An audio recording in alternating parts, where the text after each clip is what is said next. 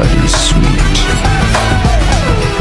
Hello everyone, I'm Naveen. Welcome to our channel. So இந்த video என்ன பார்க்க போறோம்னா 2023ல வெளியான ஒரு ஹிந்தி படம் அனிமல். இந்த படத்தோட மூவி ரிவ்யூ தான் பார்க்க போறோம். So obviously this is Netflix version of a movie review. இந்த படத்தை வந்துட்டு நான் நெட்ஃபிளிக்ஸ் தான் வாட்ச் பண்ணேன். ஸோ தேட்டர்லாம் வாட்ச் பண்ணல. ஸோ திரும்பவும் இப்போ ரிவ்யூ பண்ணுறதுக்காக வந்துட்டு கடைசியாக நேற்று வந்துட்டு வாட்ச் பண்ணிட்டு தான் இப்போ ரிவ்யூன்றது பண்ணுறேன்.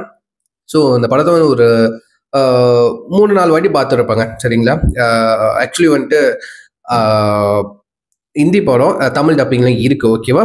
ஸோ யாரெல்லாம் ஒன்றும் பார்க்கலையோ வந்துட்டு இந்த மாதிரி உங்களுக்கு ஆக்ஷன் த்ரில்லர் ஒரு இது தாண்ட பக்கமான ஏ சர்டிஃபிகேட் படம், சரிங்களா? எதுக்குடா பக்கெட்டில் தண்ணி மாதிரி கூலிக்கெலாம் ஏன்டா ஏ சர்டிஃபிகேட் கொடுத்துருன்னு தான் சொல்கிற மாதிரி இருக்கு. இதுக்கு தாண்டா கொடுத்துருக்கணும். உண்மையிலேயே இது ஏ சர்டிஃபிகேட் படமா இல்லையானு எனக்கு சத்தியமாக ஐடியா இல்லை. ஸோ பார்த்துருவோமா? ஸோ பார்த்துருவோம். ஆமாம், இது ஏ சர்டிஃபிகேட் மூவி தான், கரெக்டு தான். கரெக்டான சப்ஜெக்ட்க்கு கரெக்டான ஒரு இது கொடுத்துருக்காங்க, ஓகேவா? சென்சார் கார்டு கொடுத்துருக்காங்க. இந்த கூலி படத்தை தான் சென்சார் கார்டு பண்ணுன்னு தெரில, சரிங்களா? சரி, ஓகே, அதெல்லாம் தள்ளி வச்சுட்டு இப்போ அனிமல் படத்துக்குள்ளே போவோம், சரிங்களா? So it's Hindi film.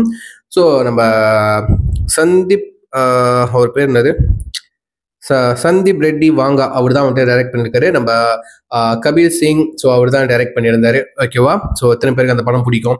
So Kabir Singh ஆகட்டும். ஸோ இன்னொன்று படம் வந்துட்டு அர்ஜுன் ரெட்டி, ஓகேவா? அந்த படமாக இருக்கட்டும், அவர் தான் டைரக்ட் பண்ணியிருந்தாரு. ஸோ அவரோட டைரக்ஷனில் அவரோட ஹீரோ எல்லாமே வந்துட்டு ரொம்ப ஃபேரோஷாக இருப்பாங்க. அது ஃபார் எக்ஸாம்பிள் ரூட்லெஸ்ஸாக இருப்பாங்க, ஓகேவா? கொடூரத்தின் உச்சம் அந்த மாதிரி இருப்பானுங்க வச்சுக்கலாமா, சரிங்களா? காதலாக இருந்தாலும் கொடூரமான காதல், ஓகேவா? பாசமாக இருந்தாலும் கொடூரமான பாசம், வெறியா இருந்தால் அதுக்கு மேலே வெறித்தனமான வெறி. அந்த மனசனே அப்படித்தானா, இல்லை அவருக்கு எழுதுகிற கேரக்டர் தான் அப்படியான சத்தியமாக ஐடியாவே இல்லை, ஓகேவா? ஸோ அப்படிப்பட்ட ஒரு படம் தான் அனிமல். கிட்டத்தட்ட 3 hours 22 minutes வந்துட்டு இந்த படம் வந்து ரன் ஆயிருக்கு. எப்படி தான் இந்த படத்தை வந்துட்டு தேட்டரில் உட்காந்து பார்த்தாங்கன்னு கேட்குற மாதிரி தான் இருக்கும், ரைட்டா? 3 hours 21 minutes. பட்டு இதை பற்றி நான் ஒரு விஷயம் சொல்லி ஆகணும். நிறைய பேர் சொல்கிறாங்க படம் 3 மணி நேரம் இருந்தால் 3 மணி நேரம் 2.5 மணி நேரம் இருந்தாலே வந்துட்டு படம் ரொம்ப கட் பண்ணியிருக்கணும், இதெல்லாம் ட்ரிம் பண்ணி தூக்கியிருக்கணும் அப்படிலாம் சொல்கிறானுங்க. பட் இது 3 hours 21 minutes. நான் கொஞ்சம் ரிசர்ச் பண்ணி பார்த்தப்போ வந்துட்டு பழைய படங்கள்லாம், ஓகேவா? பழைய படங்கள்லாம், அதுவும் கிட்டத்தட்ட 3 hours 30 minutes மேல இருந்த படங்கள்லாம் கிட்டத்தட்ட 4 hours 20 minutes படம் இருக்குங்க. 4 hours 20 minutes, ஓகே? ஸோ அது ஹாலிவுட் மூவி. பட் வந்துட்டு தமிழ் மூவிலேயே வந்துட்டு 4 hours படங்களும் இருக்கு, 3 hours 30 minutes படங்களும் இருக்கு. 3 hours 30 minutes மேல படங்களும் இருந்திருக்கு, ஓகேவா? பழைய படங்கள், அந்த படங்களும் நல்லா ஓடின படங்கள்ங்க, சரிங்களா? எக்ஸாம்பிள் சொல்லணும்னா நிறைய இருக்கு. ஸோ நம்ம சிவாஜி கணேசன் சார் நடித்த படங்கள்லாம் சொல்லலாம், எம்ஜிஆர் சார் நடித்த படங்கள் இருக்கு, அந்த லிஸ்ட்ல நான் பார்த்தேன், சரிங்களா? பழைய படங்கள்லாம் நிறையவே இருக்கு, நல்ல படங்கள், ஓகேவா? 3 hours மேல நல்லா ஓடின படங்கள்லாம் எல்லாமே நல்ல படங்கள் தான், சரிங்களா? நிறைய பேர் சொல்றாங்க இந்த வந்துட்டு டூரேஷன் தான் பிரச்சனை. அப்படி இல்லைங்க, டூரேஷன் பிரச்சனை இல்லை. என்னைய பொறுத்த வரைக்கும் கண்டென்ட் நின்று பேசணும், ஓகேவா? கண்டென்ட் தான் முக்கியம். டூரேஷன்லாம் சில படத்துக்கு இவ்வளவுதான் டூரேஷன் இருக்கும், கதை இதுக்குள்ளே சொல்லி முடிச்சிடலாம், அந்த மாதிரி இருக்கும். அது தகுந்தாப்புல வைக்கணும். பட் ஒரு ஃபேமிலி டிராமாக்கு அளவே இல்லை, ஓகேவா? ஆக்சுவலி இதுவும் ஒரு வந்துட்டு டிராமா இல்லை, ஒரு அப்பா பையன் பாசம், ஓகேவா? பேசிக்கா இந்த கோர் கதையே, இந்த படத்தோட கோர் கதையே அப்பா புள்ள பாசம், ஓகேவா? என்னதான் அப்பா வந்துட்டு சின்ன வயசுலேருந்து வந்துட்டு லைக் அவங்க சரியா டைம் ஸ்பெண்ட் பண்ணல, பார்த்துக்கல, கொஞ்சம் அவன் மாதிரி சரியா டைம் ஸ்பெண்ட் பண்ண இருந்தா கூட நம்ம ரன்பீர் கபூர், ஓகேவா? ஸோ அவர் தான் வந்துட்டு ரன் விஜய் சிங் ப்ளே பண்ணியிருப்பார். விஜய் அவரோட ஷார்ட் நேம், விஜயை ப்ளே பண்ணியிருப்பாரு.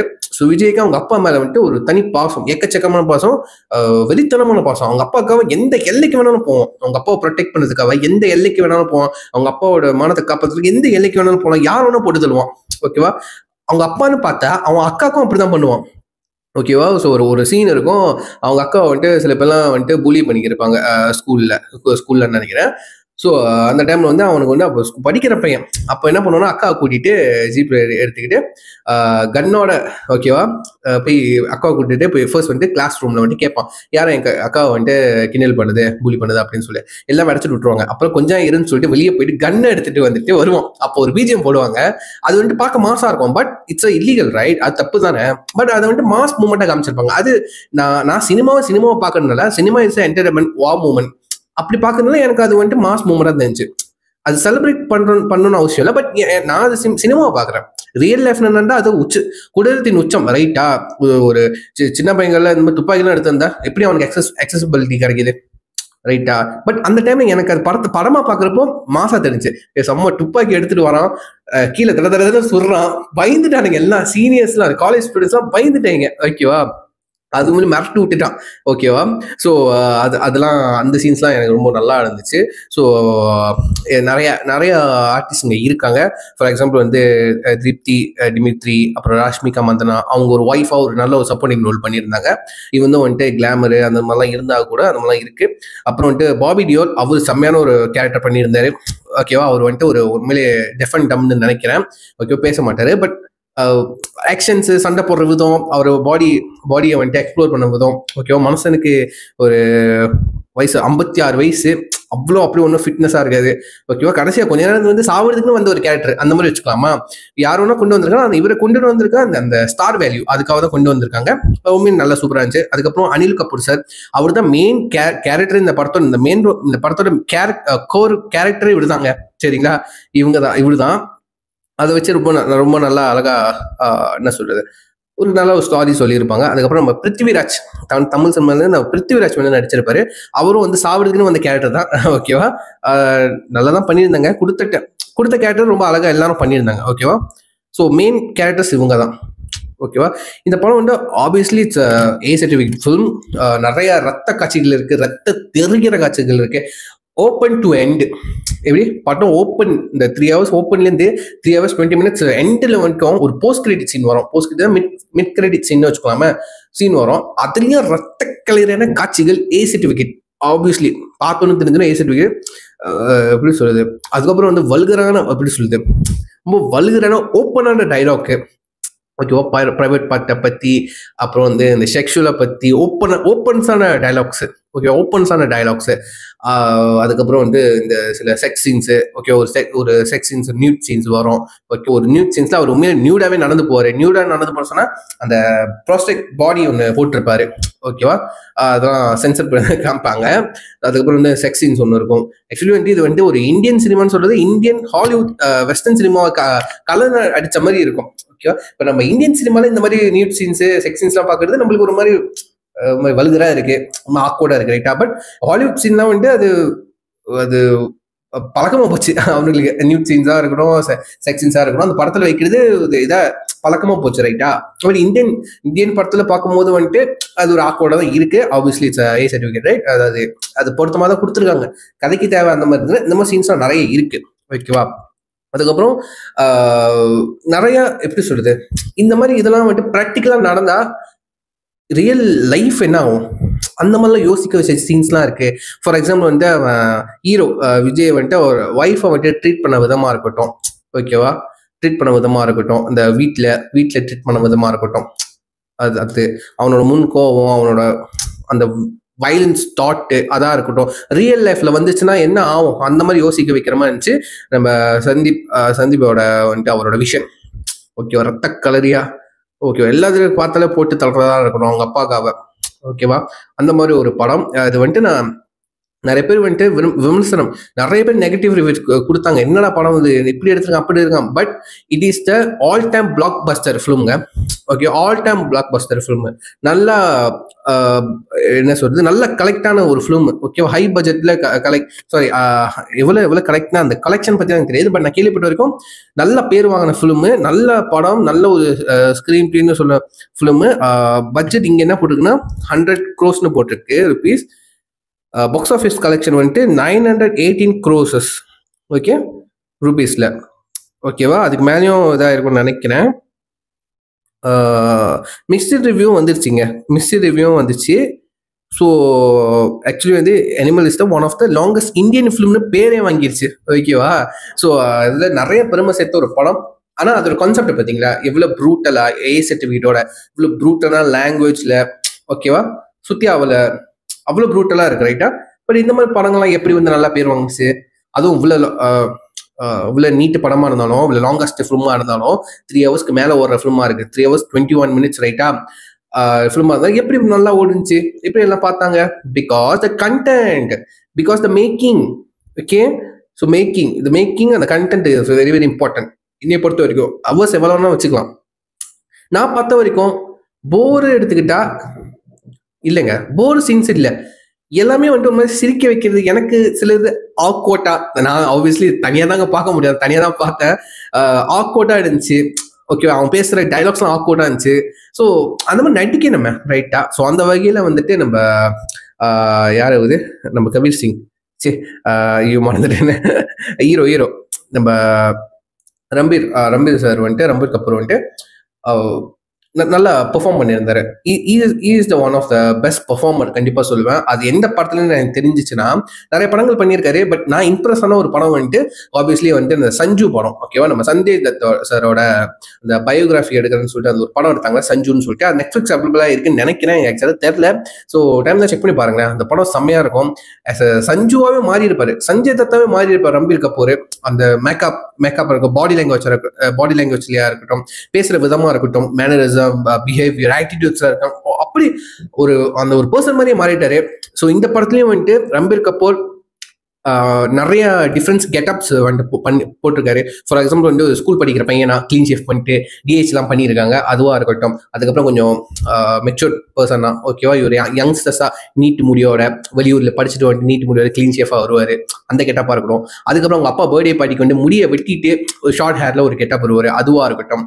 அதுக்கப்புறம் வந்துட்டு கொஞ்சம் கல்யாணம் பண்ணதுக்கப்புறம் வயசானதுக்கப்புறம் நீட் லாங் ஹேரோட பியர்டோட வருவார், ஓகேவா, பியர்டோட. அதுக்கப்புறம் கடைசி அந்த மிட் கிரெடிட் சீன்ல வந்துட்டு ஷார்ட் ஹேர் பியர்டோட ஒரு ஸ்டைலிஷ் கெட்டப்ல வருவாரு. ஸ்டைலிஷ்னா ரத்த கலரியா வருவாரு, ஓகேவா.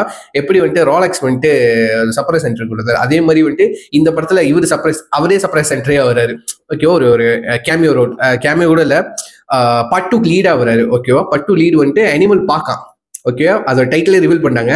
ஸோ எப்படி அது வரப்போதோ அப்படிதான் ஒரு எக்ஸ்பெக்டேஷன் இருக்கு. ஸோ ஓவராலாக பார்க்கும்போது ஒரு ஃபேமிலி ஸ்டோரி, பட் ட்ராமாவில் எடுக்காமல் கமர்ஷியலாக ட்ரை பண்ணியிருக்காங்க. ஒரு ஃபேமிலி சப்ஜெக்ட் எடுத்துக்கிட்டு அப்பா புள்ள பாஸ்து வச்சுக்கிட்டு அதை வந்துட்டு ப்ரூட்டலாக எடுத்த அப்படி இருக்கும். விஷயனே ஒரு மாதிரி கொடூரமாக இருக்கு. ஆனஸ்டாக சொல்ல போனா விஷயனே கொடூரமாக இருக்குங்க, நிஜமா. சரிங்களா. ஸோ எப்படிதான் அதை யோசிச்சாங்க, ரத்தம் தெரிச்சுக்கிட்டே இருக்கு இஷ்டத்துக்கு, ஓகேவா. ஸோ மனசை இவ்வளோ சுட்டம், அவ்வளோ மெடிக்கல் கண்டிஷன்ல இருக்காரு, சாகாம இருக்கான், அவ்வளவு மெடிக்கேஷன் மறந்தா ஓடிக்கிட்டு, ஓகேவா. ஸோ அதை யோசிக்கிறதுக்கு ஒரு மாதிரி எனக்கு அப்படியே தடுமாறுது. அந்த நீங்க அந்த இன்டர்வெல்லாம் பாத்தீங்கன்னா வந்துட்டு சுற்றுவாரு, எல்லாம் சூடுலாம் வாங்குவாரு, அது ஒரு கடைசி வரைக்கும் சுட்டுக்கிட்டே இருப்பாரு, ஓகே. ஒரு கட்டத்துல விழுந்துருவாரு. எப்படி வந்துட்டு அந்த அர்ஜுன் வருமாவா, ஐயோ பேர் மறந்துட்டேனே. ஸோ சாரி, அர்ஜுன் ரெட்டி, கபீர் சிங், அந்த படத்துலலாம் வந்துட்டு இன்டர்வெல்ல வந்துட்டு ஹீரோ வந்துட்டு படுத்து மயக்கம் போட்டுருவார்ல, அதை இன்டர்வல் எடுப்பாங்க. அதே மாதிரி இந்த படத்துல வந்து ஹீரோ சூடு வாங்கிட்டு படுத்துருவார, ரத்தம் வலியும், ஓகே, அதே இன்ட்ரோல வச்சிருப்பாங்க.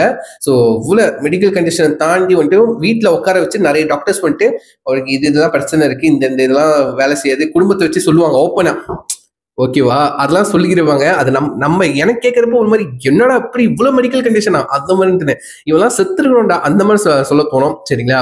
ஸோ அதுவா இருக்கட்டும், ஓகேவா. அந்த கெட்டப் நான் சொன்னேன், அந்த கெட்டப் ஒன்று மறந்துட்டேன். அப்புறம் ஓப்பனிங்லேயே வந்துட்டு ஒரு தாத்தா கெட்டப், வயசான கெட்டப் ஒன்று போட்டுட்டு வருவாரு, ஓகேவா, தாத்தா லுக்ல. அந்த கெட்டப்பா இருக்கட்டும், அவர் எடுத்த எஃபர்ட் வந்துட்டு பயங்கரமா இருக்குங்க, ஓகேவா. அந்த ஃபியூரியஸா நடிக்கிற விஷயம் இருக்குல்ல, அது ரொம்ப ஃபியூரியஸா இருக்கிறது, ரொம்ப நல்லா பெர்ஃபார்ம் பண்ணியிருக்காங்க உண்மையிலே. அப்புறம் அனில் கபூர் சாரும் வந்துட்டு குறைச்சி சொல்ல முடியாது, அவரும் நல்லாவே ஈடு கொடுத்து நடிச்சிருக்காரு. அவரையும் உண்மையிலே அவர் தான் ஒரு கோர் கேரக்டர், ஓகேவா.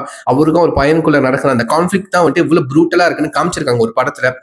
ஏகப்பட்ட இந்த மாதிரி ஒரு 3 ஹவர்ஸ்க்கு மேல ஒரு படம்னா இந்த இன்டர் கனெக்டட், ஓகேவா. இந்த இன்டர்லிங்க்னு சொல்லுவாங்க, சாரி ஹைப்பர் லிங்க்.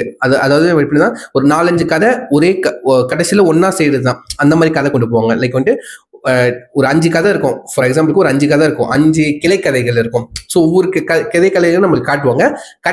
கடைசியா வந்துட்டு ஒரு கடைசி 10 to 20 மினிட்ஸ்க்கு வந்துட்டு அந்த 5 கதையும் வந்துட்டு அந்த 5 கதையில இருக்க கேரக்டர்ஸும் வந்துட்டு ஒன்னா சேர்ற மாதிரி காமிப்பாங்க, ஓகேவா. ரெண்டுமே வந்துட்டு எண்டிங், 5மே எண்டிங்க்கு வர மாதிரி காமிப்பாங்க. பட் அதுதான் வந்து ஒரு 3 hours 21 minutesக்கு தேவைப்படும். பட் இந்த ஒரு படத்துல வந்துட்டு ஒரு நிறைய விஷயங்கள் சொல்றாங்க, நிறைய கண்டென்ட் சொல்றாங்க. But very the core point வந்துட்டு அப்பா புள்ளைக்கு இருக்கிற நடுவில் இருக்க அந்த பாசம் தான் நான் பார்த்த வரைக்கும், ஓகே. அதுதான் ரொம்ப அழகா சொல்றாங்க. ஸோ இது வந்துட்டு பேரண்ட்ஸ் கண்டிப்பா அந்த படத்தை பார்க்கலாம்.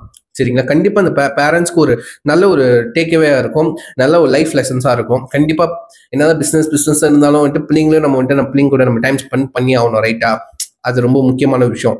ஸோ இப்போ பசங்க ஏங்குவாங்க, ஓகேவா. இவன் தான் அந்த மாதிரி பண்ணா வந்துட்டு பசங்க வெறுக்குவாங்க, அப்பா மேல பாசம் வராது. பட் இவனுக்கு வந்துட்டு அவங்க அப்பா பார்க்க வரலன்னா சரி, இதா இருந்தா சரி, மனசுல அவ்வளவு இதை வச்சுக்கிட்டு அவங்க அப்பா மேல இன்னும் பாசமா இருக்கான், ஓகேவா. அது அது எனக்கு அந்த அந்த விஷயம் ரொம்ப பிடிச்சிருந்துச்சு. பட் அதை விஷுவலா காமிச்ச விதம் வந்துட்டு ப்ரூட்டலா ரத்த தெரிச்சதுலாம் அந்த மாதிரிலாம் இருந்துச்சு, ஓகேவா. அது ரொம்ப எப்படி சொல்றது, அந்த மாதிரி நான் அவாய்ட் பண்ணுவேன். பட் ஸ்டாரியோட பார்க்கும்போது ஸ்டாரி, அந்த பேசிக் ஸ்டாரி எனக்கு ரொம்ப பிடிச்சிருந்துச்சு, இந்த அப்பா புள்ள பாசம், ஓகேவா. அதுக்கு மிட் கிரெடிட் சீன் ஒன்று இருக்கு, அதுலயும் வந்துட்டு எல்லாத்தையும் வந்துட்டு கூறு போடுவாரு, என்னமோ கசப் கடையில வேலை செய்யற மாதிரி, ஓகேவா. ஸோ அந்த கடைசியா ஒரு கேரக்டர் வரும், அசீஸ்னு சொல்லி. அசீஸ் வந்துட்டு அவரே ரம்பீர் கபூரே வந்துட்டு ப்ளே பண்ணியிருப்பாரு.